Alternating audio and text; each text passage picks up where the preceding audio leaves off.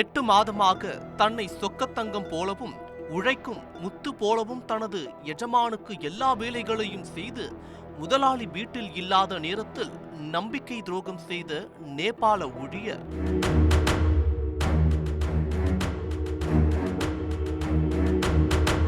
நானூறு சவரனுக்கு பக்கா பிளான்.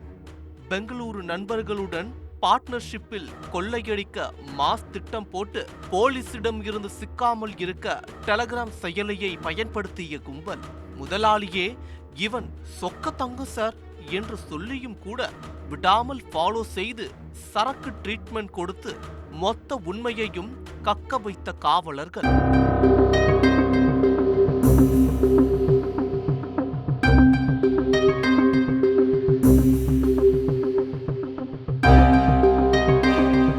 சென்னை டி நகர் தெற்கு போக்ரோட் பகுதியில் குடும்பத்துடன் வசித்து வரும் மோகன்குமார் என்பவர் ஐஸ் ஃபேக்டரி தொழில் செய்து வருகிறார். மோகன்குமார் கடந்த 2ஆம் தேதி காலை அவரது வீட்டை பூட்டிவிட்டு வேலைக்கு சென்றுவிட்டு மதியம் வீட்டிற்கு திரும்ப வந்து பார்த்தபோது அவரது வீட்டின் பின்கதவு உடைக்கப்பட்டு பீரோவில் இருந்த சுமார் 40 சவரன் தங்க நகைகள் மற்றும் வெள்ளி பொருட்கள் திருடு போயுள்ளது தெரிய வந்துள்ளது.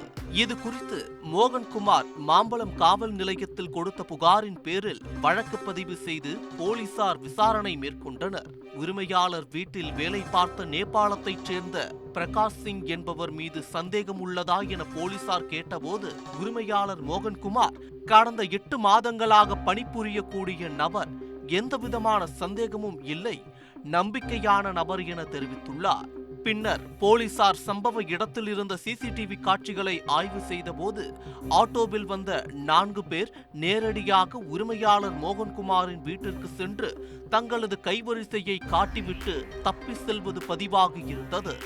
மேலும் அந்த நபர்கள் நேபாளத்தை சேர்ந்தவர்கள் போல் இருந்ததால் போலீசாருக்கு பிரகாஷ் சிங் மீது சந்தேகம் வலுவாகியுள்ளது. கொள்ளையடிக்க வந்த அதே ஆட்டோவில்தான் அவர்கள் ரயில் நிலையத்திற்கு சென்றிருக்கிறார்கள். ஆட்டோ நம்பரை வைத்து ஆட்டோ ஓட்டுநரிடம் விசாரித்த போது ராபிடோவில் புக் செய்தது தெரிய வந்துள்ளது. புக் செய்ய பயன்படுத்திய செல்போன் எண்ணை அதன் கால் ஹிஸ்டரியையும் ஆய்வு செய்த போது மோகன்குமாரின் வீட்டில் பணிபுரியும் பிரகாஷ் சிங்கிடம் தொடர்ந்து பேசிக் கொண்டிருந்தது தெரிய வந்துள்ளது.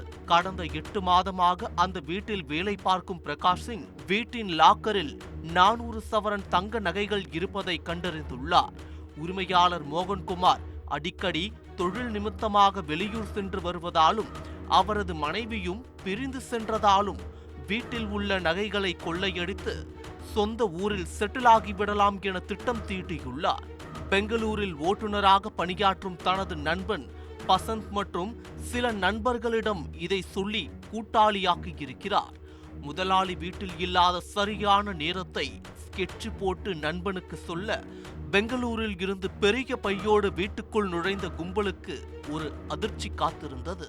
சரியான நேரத்தை ஸ்கெட்ச் போட்டு கொடுத்த பிரகாஷ் சிங் மண்டை மேலே இருக்கும் கொண்டையை மறந்தது போல தன் முதலாளி போன வாரமே 400 சவரன் நகையை பேங்க் லாக்கரில் வைத்தது தெரியாமல் அவசரப்பட்டு விட்டார்.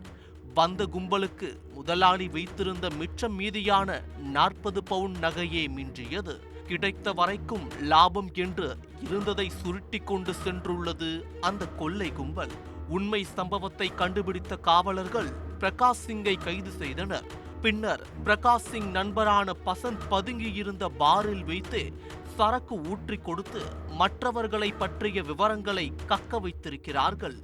அதன் பிறகு நேபாளத்திற்கு ரயில் மூலமாக தப்பி செல்ல முயன்ற 3 பேரை போலீசார் பெங்களூருவில் வைத்து மடக்கி பிடித்தனர். மேலும் கைது செய்யப்பட்ட இவர்களிடம் இருந்து 19 சவரன் நகைகளை போலீசார் பறிமுதல் செய்து மீதமுள்ள நபர்கள் மற்றும் நகைகளை தேடி வருகின்றனர். செய்திகளை உடனுக்குடன் தெரிந்து கொள்ள உடனே சப்ஸ்கிரைப் பண்ணுங்க.